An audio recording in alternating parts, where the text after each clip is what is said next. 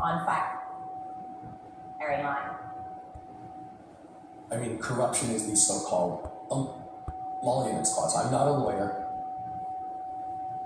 So if it does simply absorb, Be investigated either civilly or criminally while he's in office.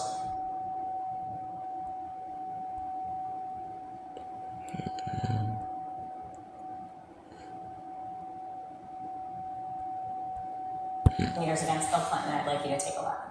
Chairman of the President. Are you back to show me the whole clip? Ultra-conservative Ann Coulter was on firing line making the case for high crimes and misdemeanors against Bill Clinton. I'd like you to take a look. It's Congress's duty to impeach a civil officer who has committed high crimes and misdemeanors. It's their constitutional duty, and it doesn't say may, as op-ed piece in the New York Times suggested today. And if congressmen and senators aren't prepared to do their constitutional duty, I think they shouldn't run for office in a government founded on the blood of patriots. you will be guided in your thinking about the good health of the republic on how it ends up handling this issue. Absolutely. So if it does simply absorb it and proceed, your conclusions are very dark about the prospects for the republic. Yes. Well, that's not good, is it? No, it isn't. There's so many ways I think Clinton has harmed this country, but just to take one to move beyond the reprehensible acts, and that is lying to the American people and making it acceptable to lie. It's sort of a basic principle, but people really forget this. You really can't have civilization if people just casually tell lies. Everyone knows it. You can't rely on someone's word. Is this one thing you and Ann Coulter agree on? I think that there is a dramatic difference between what we're talking about. I think she's referring to one specific lie that President Clinton told, in her opinion. I think the Washington Post, I've lost count, but I think it's more than 5,000 lies. I think it was 5, because I said 3,000 at a town hall, and everyone's like, Tom, you're so out of date, it's 5,000. It's hard to keep up. Here's I think the question about impeachment. There's a couple of things. First of all, what will you do now that the Democrats have won? What is the next step in need to impeach? Can I interrupt for 1 second? Sure. I don't mean to be rude. The other question is about urgency. You know, I said there's the criteria to be impeached, and then there's the urgency to be impeached. And, you know, what we've seen this president do is refuse to protect the American people, the safety of the American people, in several instances in the most basic way. Like what?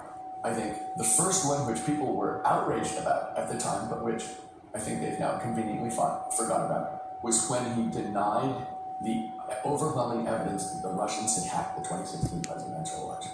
Here we had a hostile foreign power deliberately attacking the basis, the most central basis of our democracy. He not only refused to protect us, he sided with them. If you were to say, what is the job of a commander-in-chief? It's to protect the United States of America, our democracy, and our people. That's number one. Number two, second time that he absolutely refused to protect the health and safety of the American people. We heard overwhelming evidence from scientists around the world about 6 weeks ago that we have to solve the climate crisis by 2030. Definitively. And what they said was, we don't have to give it a try. We have to complete the task or face unimaginable suffering, was their word. Unimaginable suffering. And by the way, as a Californian, we're seeing some suffering. 44 people. No. Seriously. The President of the United States has said, I don't believe it based on no information. In fact, I'm going to try and exacerbate it. I'm going to cut off money to California for firefighting if you don't do what I want. We're seeing a president, a commander-in-chief, with evidence that Americans are going to face unimaginable suffering, and say, not only am I not going to alleviate that or deal with that, I'm going to make it worse. So are you going to try to hold the Democrats accountable to impeach President Trump? We are going to try and build the voice of the American people and let the American people hold them accountable. That is, Margaret, the only way that this will happen. As I said, this has to be a nonpartisan thing. If this is a strictly How many Republicans are part of the lists? How many I would Republicans are say you we're reaching out somewhere to? between 10 to 15% of the people on the list are Republican. Something similar are independents. So they do exist. When we go around the country, the overwhelming impulse of the people who show up is straight up patriotism. They're worried about the system. I actually agree with you. If you're going to be effective in trying to impeach the president, it absolutely would have to be a bipartisan effort. Yes. So but getting Democrats into the House of Representatives was the first step. Holding them accountable seems to me to be a different step. What are you going to do to hold them accountable or to build a bipartisan majority in order to force articles? We're going to try to continue to put out the information so Americans can figure out what's right. But we also believe, So it turns out this change in your is strategy? no. This has always been education. This has always been about getting Americans But you to see said the this day after together. the election that you want them to pursue, the Democratic Congress absolutely must pursue articles of impeachment. And now it seems to me that you're saying, hold on, this could take time. Maybe you're waiting for a Mueller investigating. Maybe you're waiting for a process. Have you changed tactics? No. Okay. Look, we've always said the same thing. When we started, Mr. Mueller hadn't even indicted anyone or made anything. Wait. We believe now that what happens, what will drive this is two things: events and the will of the American people. Yeah, I don't believe that this is a question of convincing elected officials that all of a sudden what we're saying is right. They already know we're right. If you went to Washington, D.C. and asked them, do you think this guy's unfit? Do you think he's dangerous? Do you think he breaks the law every day? Do you think he's a danger to the public? They would say yes, Republicans and Democrats, including specifically Republicans. The question has always been, is it more important to do the right thing now? Is it more important to stand up for the American people and America? Or is it more important to do the political thing for the next election? And what we've been saying all along is, this is an overwhelming need to protect the American people in the country. Part of what was concerning to me about your strategy is that it employed impeachment as a partisan political tool. No. How not? Because it seems to me like you've actually changed. No. We've always been doing two things. Our organizing that is an organization that's been in place for 6 years. That we do it. We are on those campuses. We've been organizing in some of those states for 5 years, literally. And that is an organization that exists. I want to move to 2020, but first you mentioned the immediacy and the urgency of climate change, and that this president isn't taking it seriously, and that by 2030 we're going to face really dire consequences as a country and as a world. You have a carbon footprint yourself. Yeah. You've invested in companies that have invested in fossil fuel infrastructure, specifically throughout Asia, and while you have made a stand of moving away from them, those investments will continue and those mines will continue to operate into the future, perhaps decades into the future.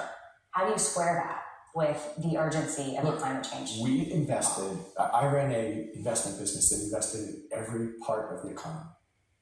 Every part of the economy, including the fossil fuel part of the economy. And I realized about 10 years ago, and if I were smarter and figured it out 20 years ago, I'd be much happier with myself. I would also like to be better looking if you could arrange that as well. I would like to be smarter. When I figured that out, that's one of the reasons I left my investment firm completely, and I divested myself completely, because I realized, oh my gosh, we're in a position where we have to change this, and it's something where I feel as if I need to be part of the army of people. Completely out of any fossil fuel investment. And have been for years. Yes, because and you're right, we invested in every part of the economy, and I realized, oh my gosh, this is something that we can't continue doing. Who are some of the candidates that are running in 2020 that you admire? I don't know who's actually running in 2020. Is the answer. As far as I can tell, everyone in the United States of America is running in 2020. Is it? I mean, there's a thing that's happened with Donald Trump where people look in the mirror and think, God, if that guy can do it, I can do it. Is that something you ask yourself? That isn't the question I ask myself. I ask myself a different question, and that's this. Look, I view us as being in a crisis. And I think that's one of the biggest differences between me and what I think of as the inside the Beltway Washington elite, is they view this as business as usual. I view this as a crisis for America.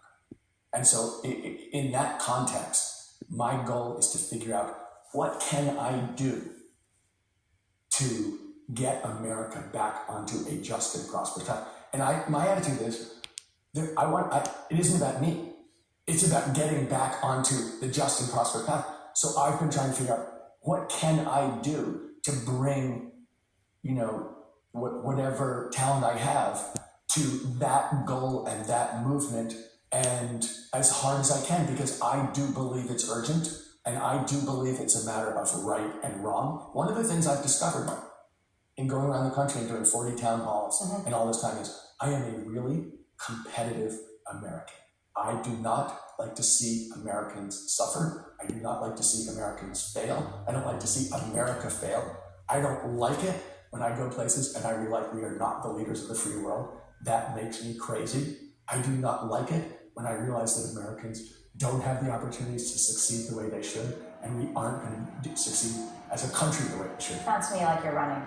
It may sound like that to you, but you want to know something? That's how I feel. That's not me running. That is what I went around this country and thought, this is so wrong. We're on the wrong path. We're so much better than this. Will you announce that you're running for president? I was thinking about that soon. But Why don't you do it right now? I'm worried it would help your ratings much. This is public television. Don't you want to help the country? But I'm telling you, that I look around and I say, we have every advantage goddamn and every capability to make the 21st century another American century. And we are blowing it. Under this president, we are blowing it in a big time way.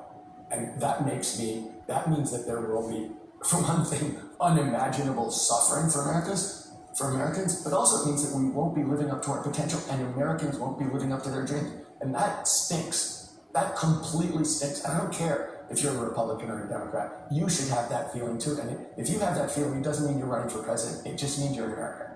Tom Steyer, candidate for president. Thanks for being on Fire and Light. I appreciate it. Nice. Thank you for having me. Thanks for being here.